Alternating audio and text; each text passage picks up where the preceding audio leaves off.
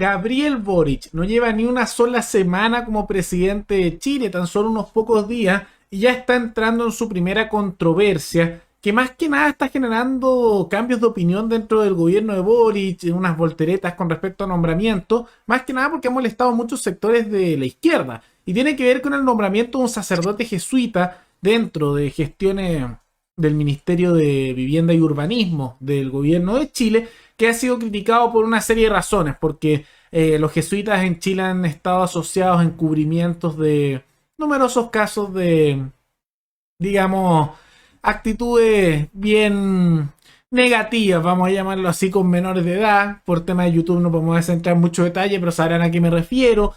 También por lo mismo este sacerdote ha generado mucho rechazo porque hay una tendencia bastante anti-iglesia, anticlerical dentro de sectores amplios de la izquierda, y eso se suma también a otras críticas que Boric hizo contra cargos importantes dentro de la iglesia chilena, criticándolos por su presencia dentro de numerosas ceremonias que se han hecho en los últimos días asociados al cambio de mando.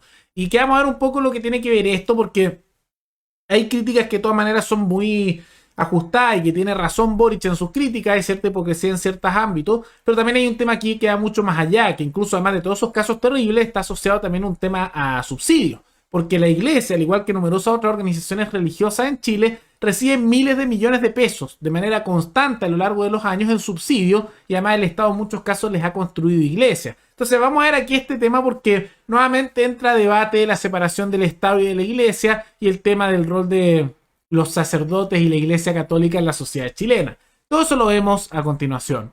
Pero antes, quisiera agradecerle a los suscriptores SR de Jan Radic Dewar y Guillermo Benjamín, que se convirtieron en los suscriptores más recientes en decidir hacer un aporte mensual al canal a través de la comunidad de YouTube. Así que muchas gracias, se los agradezco mucho. Y gracias a aportes como el suyo y el de otros suscriptores, que este proyecto sigue adelante y se mantiene independiente. Así que si alguno de ustedes quiere hacer un aporte voluntario único por Flow, o por criptomonedas, o un aporte mensual por Patreon, o por la comunidad de YouTube, pueden decidir hacerlo mirando el comentario que se encuentra fijado abajo, y también pueden apoyar este programa comentando, dando like y compartiendo este video en sus redes sociales. ¿Qué fue lo que ocurrió? En la práctica ha habido unos anuncios que se hicieron hace algunos días, un poco más de una semana, de que el sacerdote jesuita Felipe Berríos iba a ser el encargado, y esto se anunció de manera oficial, de los campamentos durante el nuevo gobierno de Gabriel Boric, y esto dentro de una subdivisión dentro del ministerio, de los tantos que hay, que ya vamos en 24 o 25 ministerios, parece que vamos a pasar a 26 pronto, o 27. Impresionante cuántos ministerios hay en Chile, pagando puro parásito político, ¿no? Porque ahora creo que el único país que va a tener más ministerios que nosotros en toda América va a ser Venezuela. Maravilloso. Pero más allá de eso, se le está nombrando eso dentro del Ministerio de Vivienda y Urbanismo. ¿Y por qué esto? Porque el jesuita Felipe Berríos se le asocia mucho a trabajo en campamentos, que en otros países se les llamaría favelas, villas miserias. Esa referencia más bien como para entender el lenguaje de otros países, ¿no? Y se le está nombrando para dirigir esto. Pero ¿qué es lo que ocurrió? Que esto generó muchas críticas por una serie de razones. Uno es una crítica por asociación, porque dicen, ¿cómo es posible que alguien de una organización, en este caso los jesuitas, que hace poco se descubrió que reconocieron que habían omitido o se habían cubierto abusos sexuales de 64 víctimas y que posiblemente había muchos otros, estuviera presente ahí? También en las redes sociales se le está acusando de haber guardado silencio hasta el año 2019 sobre estos hechos y antes no haber declarado nada. También al mismo tiempo ha habido críticas que están asociadas también al tema del rol de la iglesia y del Estado, tanto de periodistas como de académicos como de políticos, todo esto dentro de la izquierda. Voy a dar un ejemplo, el caso Renato Garín, que tuiteó diciendo que la mejor manera de promover el Estado laico es no darle responsabilidades políticas a los sacerdotes. Y esto dentro de una vertiente importante, que creo que es acertado, que tiene que ver con la concepción de la separación de la iglesia y del Estado, que en el pasado en Chile eso generó bastantes conflictos, especialmente en el siglo XIX y en la primera mitad del siglo XX, porque gran parte de la sociedad, pero especialmente dentro de la izquierda, rechaza la idea como principio de que se pueda dar cargos políticos a aquellos que son parte de la iglesia o de cualquier otra institución religiosa, porque es vulnerar la separación de la iglesia con el Estado. Entonces ya de por sí eso generó mucha molestia. También dentro de la izquierda ha habido molestia porque dicen, oye, ¿cómo pueden nombrar a este que además es sacerdote y no nombraron a otra persona para encargárselo de los campamentos cuando hay tantas personas calificadas? ¿Por qué justo a este? Y eso ha generado mucha molestia, bastante por eso, por una mezcla de que acusan de que uno, este es jesuita, y está asociado a una organización que ha tenido numerosos casos de víctimas de abuso sexual, menores, pedofilia que se ha dado ahí, de tantos sacerdotes, porque lamentablemente, y esto bueno, se ha repetido en muchos países del mundo, pero en Chile especialmente se ha dado bastante, en Chile ha habido numerosos casos y que han quedado impunes de sacerdotes que han realizado actos de pedofilia de manera permanente a lo largo de los años y no les ha pasado absolutamente nada. En muchos casos hasta la iglesia lo ha llegado a encubrir. Vamos a ver que eso tiene relación con lo que vamos a ver un poco más adelante. También eso, las críticas al sacerdote Berríos, porque es sacerdote, y también porque dicen que guardó silencio, y sumado esto al discurso sobre lo del Estado laico. Y estas críticas han tenido un efecto, porque ahora el gobierno de Gabriel Boric, que hace no mucho, hace más de una semana habían nombrado como oficialmente que este señor iba a dirigir el área de campamentos y de la construcción de viviendas sociales dentro de lo que es el Ministerio de Vivienda y Urbanismo, ahora cambió el discurso, porque, y aquí cito lo que se menciona aquí, se aclaró que la formación del equipo de trabajo aún está en proceso, y eso que antes habían dicho que sería encabezado por Berríos hace un poco más de una semana, ya cambiaron eso. Entonces lo más probable es que lo saquen del cargo, que iban a nombrarlo, y quede completamente fuera. Más que nada por las críticas, tanto por redes sociales como en la televisión y en la prensa, por parte de sectores importantes de la izquierda que quedaron indignados con su nombramiento. Y esto al mismo tiempo está generando más críticas. No, si por eso uno dice que no es fácil ser gobierno, ¿no? Aquí se nota porque ahora que ellos están haciendo cosas lo están criticando incluso su mismo sector. Y esto muestra que el peor enemigo de Boric más que la derecha es la misma izquierda, porque ahí es donde se dan las divisiones. Porque tomaron ahora esa decisión, se nota que están dando el camino a dejarlo fuera, y ahora eso lo está significando que lo están criticando un sector distinto de la izquierda. Por ejemplo, Alberto Mayor, conocido dentro de la izquierda, que dice: transformar la colaboración de Felipe Berríos en el gobierno en un problema es solo señal de desconexión con la realidad. Era una buena jugada arruinada desde los cercanos. Aceptar la cancelación como gobierno inducirá a crisis gratuita. Entonces ahora, y esto demuestra que están en una situación que no pueden ganar mucho. Gran parte del mundo periodístico, intelectual y político los está criticando el gobierno Boric por nombrar un sacerdote que además es parte de los jesuitas, por todo lo que mencionamos antes. Anuncian que los equipos no están listos y dan la muestra de que van a cambiar eso al parecer. Y ahora viene otro sector de la izquierda, más radical diría yo, y empiezan a criticarlos por darse vuelta la chaqueta sobre ese punto.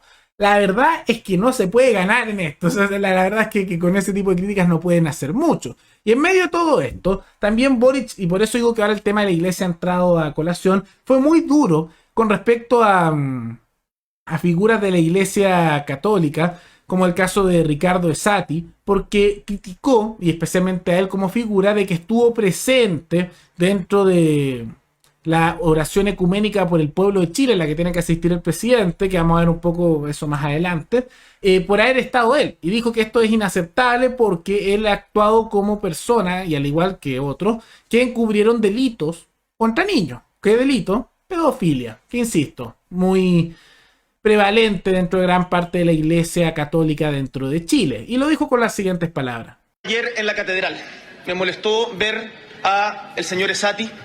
Me molestó ver a gente que ha actuado como encubridora de graves delitos contra los niños que están aquí presentes.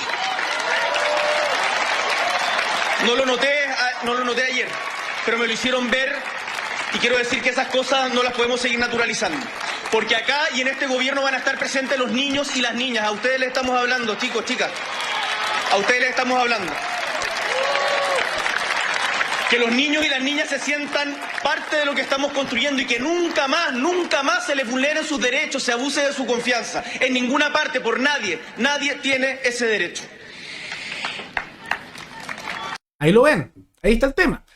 Entonces nuevamente empieza la discusión sobre dónde está la separación del Estado y de la Iglesia. A mí por lo menos, voy a dar aquí en este punto, creo que Boric hace bien la crítica. Creo que efectivamente hay que ser duro con los casos de pedofilia, hay que ser durísimo. Y efectivamente dentro de los sacerdotes de la iglesia que han hecho esos actos, en muchos casos han quedado sin condena o no hay justicia de ningún tipo, caso Caradima por ejemplo, o simplemente por prescripción se salvan o ha habido un cubrimiento por la iglesia católica. Entonces me parece que es bien ser duro con ese tema. Meterse así con menores de edad, inaceptable, inaceptable. Pasar así por personas tan inocentes y hacer lo que es prácticamente una violación, pedofilia con menores, inaceptable, y que lamentablemente se ha dado muchas órdenes religiosas y en gran parte de la iglesia dentro del sacerdocio dentro de Chile. Por eso también hay tanto rechazo dentro de Chile, a diferencia de otros países latinoamericanos, con respecto a la Iglesia Católica. En otros países latinoamericanos la Iglesia tiene algo de influencia. En Chile no. En Chile es muy irrelevante a nivel político, sumamente irrelevante. Y criticar a la Iglesia Católica en gran medida está bien visto por el desprecio que tiene gran parte de la población, justificado por dicha institución y por los encubrimientos a casos de pedofilia que no fueron unos pocos, fueron muchos, todos inaceptables. Entonces, encuentro que está bien la crítica.